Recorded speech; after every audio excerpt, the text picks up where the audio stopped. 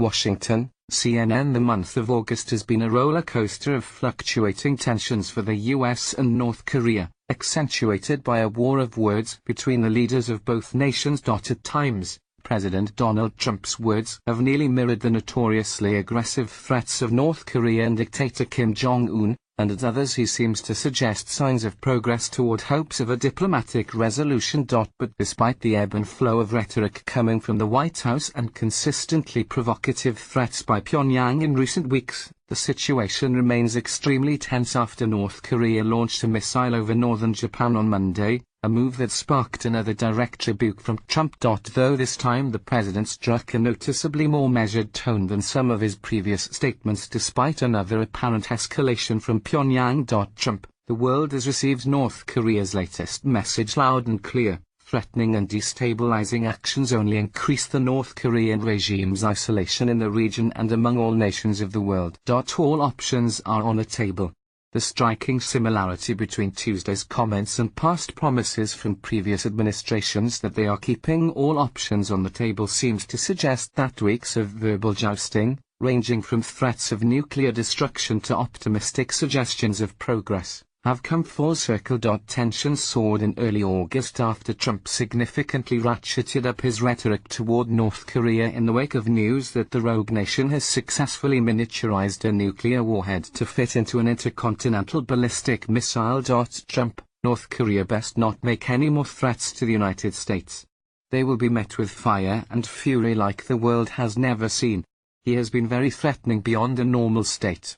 They will be met with fire, fury and frankly power the likes of which this world has never seen before. Those reportedly ad-lib remarks came just hours after Trump cheered the UN Security Council's unanimous approval of additional sanctions against North Korea, a move widely considered as a major diplomatic achievement. Trump, after many years of failure, countries are coming together to finally address the dangers posed by North Korea.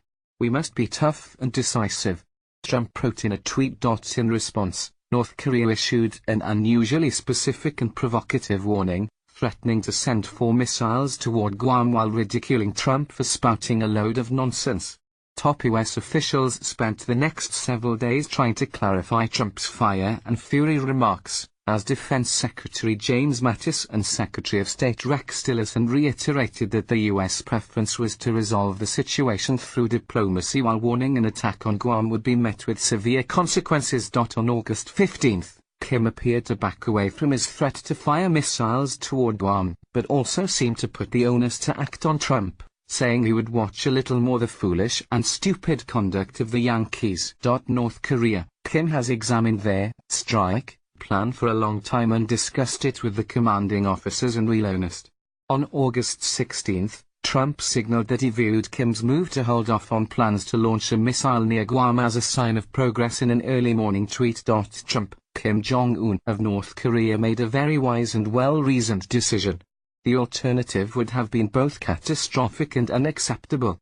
Despite continued threats from North Korea, including an August 20 warning that the U.S. was risking an uncontrollable phase of a nuclear war if it followed through with joint military drills with South Korea, Trump and Tillerson continued to strike an optimistic tone. Tillerson, I think it is worth noting, we have had no missile launches or provocative acts on the part of, or provocative actions, on the part of North Korea since the UN Security Council resolution sanctioning Pyongyang on August 5.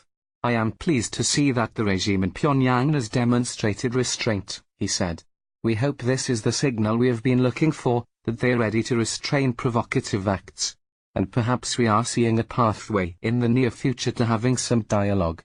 Trump followed those comments with what appeared to be a compliment directed at Kim during a campaign rally in Arizona. Trump, but, Kim Jong-un, I respect the fact that I believe he is starting to respect us.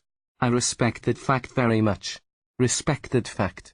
But tensions again began to escalate as the US and South Korea conducted joint military drills despite condemnation from North Korea, which once again directed harsh words at the US in a state-run news report on August 23. North Korea, this drill is too radical and dangerous to wrap this precarious action as yearly and defensive. The US should not forget that their opponent is armed with nuclear weapons and ballistic missiles.